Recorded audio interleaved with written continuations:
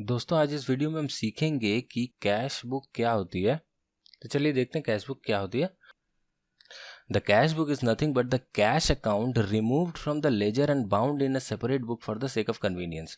तो होता क्या है, हमारी जो लेजर की बुक होती है, जैसा कि हम जानते हैं कि लेजर की बुक में सारी अकाउंट्स होती है, इसमें से हमने कैश अकाउंट को जो है बाहर निकाल दी और एक सेपरेट बुक में बाइंड करवा दी और उसे हम कहते हैं कैश बुक।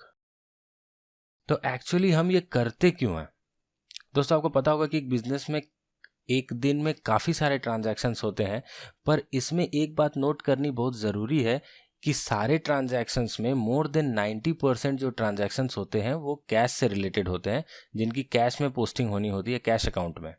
तो वैसे ही लेजर बड़ा वॉल्यूमिनस होता है और अगर कैश अकाउंट भी लेजर में ही रहे तो लेजर जो है वो बहुत बल्कि और वॉल्यूमिनस हो जाएगा। इसीलिए थोड़ी सहूलियत के लिए हम क्या करते हैं कि कैश अकाउंट को हम लेजर से निकाल देते हैं, उसे एक सेपरेट किताब में बंधवा देते हैं या उसके लिए एक सेपरेट बुक रखते हैं रिकॉर्डिंग के लिए कैश ट्रांजैक्शंस को, जिसे हम कैश बुक कहते हैं। और एक कारण ये है कि लेजर जो है वो सेकेंडरी बुक ऑफ एंट्री है, प्राइमरी बुक ऑफ एंट्री नहीं है। प्राइमरी बुक ऑफ एंट्री जो है वो है जर्नल।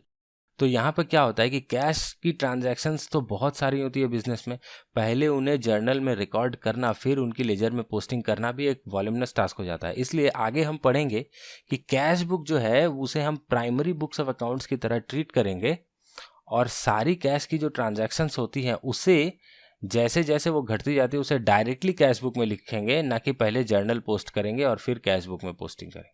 आगे पढ़ते हैं। Receipts are entered into the debit side and subsequently posted to the credit side of appropriate accounts।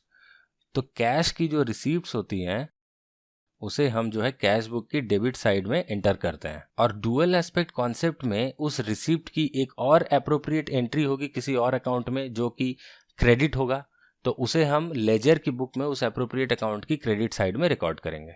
आइए अगला पॉइंट देखते हैं। Payments are entered on the credit side and subsequently posted to the debit side of appropriate accounts। ठीक उसी तरह receipts की जगह जो पेमेंट्स हैं उनको हम क्रेडिट साइड में एंटर करेंगे कैश बुक के, और उसकी जो कॉरेस्पॉन्डिंग डेबिट एंट्री होगी वो अप्रोप्रिएट लेजर अकाउंट में, लेजर की बुक में जो अकाउंट मेंटेन हो रही है वहाँ पे हम रिकॉर्ड पोस्ट कर देंगे। अब ये पॉइंट देखिए इंपॉर्टेंट है। It is a primary book of entry, it is a primary book of entry and performs the function of both journal and ledger at the same time। अब यहाँ पे कहा जा रहा है कि कैश बुक जो है वो एक प्राइमरी बुक ऑफ एंट्री है और जर्नल और लेजर दोनों की फंक्शन एक ही समय पे परफॉर्म करती है। तो इसकी थोड़ी सी एक्सप्लेनेशन तो मैंने यहाँ पे दी थी, चलिए इसकी थोड़ी डिटेल एक्सप्लेनेशन देख लेते हैं। एक्चुअली जर्नल में हम एज एंड व्हेन जो भी हैपन होता है, जो भी ट्रांजैक्शन बिजनेस में घटती है उसे फर्स्ट पॉइंट पे रिकॉर्ड करते हैं। मतलब जर्नल जो है वो प्राइमरी बुक ऑफ एंट्री है। पर बिजनेस में कैश ट्रांजैक्शंस इतनी ज़्यादा होती हैं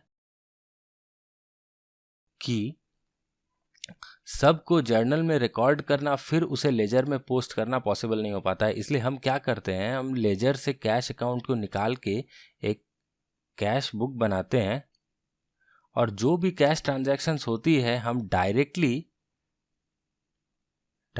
जो है कैश बुक में ही पोस्ट कर देते हैं। तो इससे क्या होता है कि जर्नल में हमें एंट्री नहीं करनी पड़ती है कैश ट्रांजैक्शंस की और उससे फिर लेजर अकाउंट में भी पोस्टिंग नहीं करनी पड़ती है।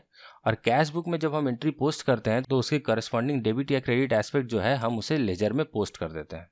आपको ये शायद अभी समझ में नहीं आ रहा होगा, पर एक दो एग्जाम्पल से आपको बाद में क्लियरली समझ में आ जाएगा। अब आइए देखते हैं कैश बुक की फंक्शंस, फीचर्स और एडवांटेजेस क्या क्या हैं। सबसे पहला पॉइंट है, it serves as a book of original entry, cash and bank transactions are posted to the appropriate ledger accounts from the cash book. तो होता क्या है कि कैश या बैंक की कोई भी ट्रांजैक्शन अगर होती है तो सबसे पहले हम उसे कैश बुक में रिकॉर्ड कर देते हैं, जर्नल में बिना रिकॉर्ड किए। तो कैश बुक जो होती है वो कैश और बैंक ट्रांजैक्शंस के लिए एक बुक ऑफ ओरिजिनल एंट्री की तरह काम करती है। और उसके बाद वहाँ से जो हम उसकी दूसरी एस्पेक्ट जो है उसे अप्रोप्रिएट लेजर अकाउंट्स में पोस्ट कर देते हैं। Second point, performs the function of a ledger in respect of cash and bank accounts. तो जर्नल का काम तो कैश बुक कर ही रही है, साथ ही साथ लेजर में जो हमें कैश अकाउंट और बैंक अकाउंट मेंटेन करनी पड़ती थी अब हमें वो भी मेंटेन नहीं करनी पड़ रही है, उसका काम भी जो है कैश बुक मेंटेन करने से हो जा रहा है। थर्ड पॉइंट देखते हैं। If provided with a discount column the original entry for discount allowed और received can be pass through the cash book. Cash book की एक टाइप होती है जिसे हम ट्रिपल कॉलम कैश बुक कहते हैं, जिसमें एक डिस्काउंट का कॉलम भी होता है। तो अगर हम कैश बुक में डिस्काउंट का कॉलम मेंटेन करें तो हमें डिस्काउंट रिसीव्ड और डिस्काउंट अलाउड के लिए अलग से लेजर अकाउंट्स मेंटेन करने की ज़रूरत नहीं है। हम उसकी एंट्री, डिस्काउंट की एंट्री भी सीधे सीधे कैश बुक में कर सकते हैं। डिस्काउंट कॉलम को कैश बुक में मेंटेन करने की लॉजिक क्या है? लॉजिक ये है कि जनरली हम डिस्काउंट अलाउ या रिसीव तभी करते हैं जब कैश की पेमेंट या कैश की रिसीट होती है।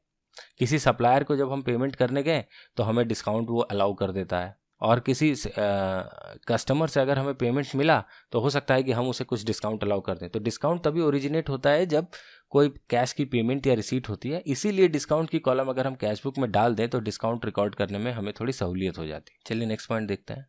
The balance of the cash book shows the amount of cash in hand and at bank.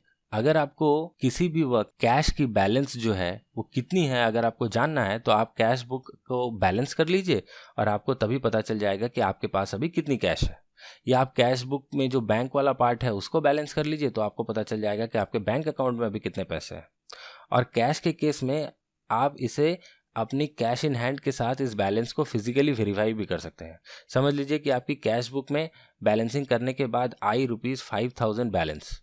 तो इस अमाउंट को आप अपने कैश के जो ड्रॉर है या जो तिजोरी है उसमें कितने पैसे हैं उससे फिजिकली काउंट करके आप क्रॉस चेक भी कर सकते हैं कि 5,000 सच में है कि नहीं। Prevents duplication of work in entering cash transactions in the journal and then posting them to the ledger. तो जैसा कि मैंने आपको पहले ही बताया है कि जो कैश बुक के कारण हमें पहले जर्नल में और फिर लेजर में पोस्टिंग नहीं करनी पड़ रही है, कैश की ट्रांजैक्शंस जो हैं वो डायरेक्टली ही कैश बुक में एक ही बार में पोस्ट हो जा रही हैं। तो यहाँ पे जो है थोड़ा सा डुप्लीकेशन ऑफ वर्क जो है वो अवॉइड हो जाता है। Receipt and payment vouchers serve as source documents for writing the cash book. मैंने अपने एक वीडियो में आपसे डिस्कस किया था कि सोर्स डॉक्यूमेंट्स क्या होती हैं। अकाउंटेंट अपने बुक्स में कोई भी एंट्री करने से पहले एक डॉक्यूमेंट्री एविडेंस ढूंढता है जो उस एंट्री की बेसिस होती है। जैसे कि कोई भी परचेज रिकॉर्ड करने से पहले वो एक परचेज की इनवॉइस ढूंढेगा, या कोई भी सेल्स को रिकॉर्ड करने से पहले वो एक सेल्स की इनवॉइस देखेगा। उसी तरह जब कोई कैश की रिसीट या कैश की पेमेंट वो कैश बुक में एंटर करेगा तो उससे पहले वो रिसीट या पेमेंट्स की वाउचर देखेगा। तो रिसीप्ट और पेमेंट्स के जो वाउचर हैं वो सोर्स डॉक्यूमेंट्स का काम करते हैं कैश बुक में एंट्रीज के करने के लिए। अब आइए देखते हैं कि कैश बुक कितनी टाइप्स की होती हैं। पहली टाइप जो है वो होती है single column cash book. Single column cash book में सिर्फ कैश कॉलम होती है, एक ही कॉलम होती है, वो है कैश कॉलम। इसमें हम सिर्फ कैश के ट्रांजैक्शंस रिकॉर्ड करते हैं और बैंक के ट्रांजैक्शंस रिकॉर्ड करने के लिए हमारे लेजर में एक अलग सा बैंक अकाउंट होता है, उसे हम कैश बुक में रिकॉर्ड नहीं करते। अब चलिए नेक्स्ट देखते हैं double column cash book. Double column cash book में कैश और बैंक दोनों कॉलम्स होती हैं अमाउंट की। इसका मतलब कैश और बैंक दोनों से रिलेटेड ट्रांजैक्शंस जो है हम इस डबल कॉलम कैश बुक में रिकॉर्ड कर सकते हैं, कैश और बैंक दोनों के। अगर आपके पास एक से ज़्यादा बैंक अकाउंट हैं तो आप उसमें कॉलम्स ऐड कर सकते हैं। जितने आपके बैंक अकाउंट्स हैं आप उतने सारे कॉलम ऐड कर सकते हैं। अब आया ट्रिपल कॉलम कैश बुक।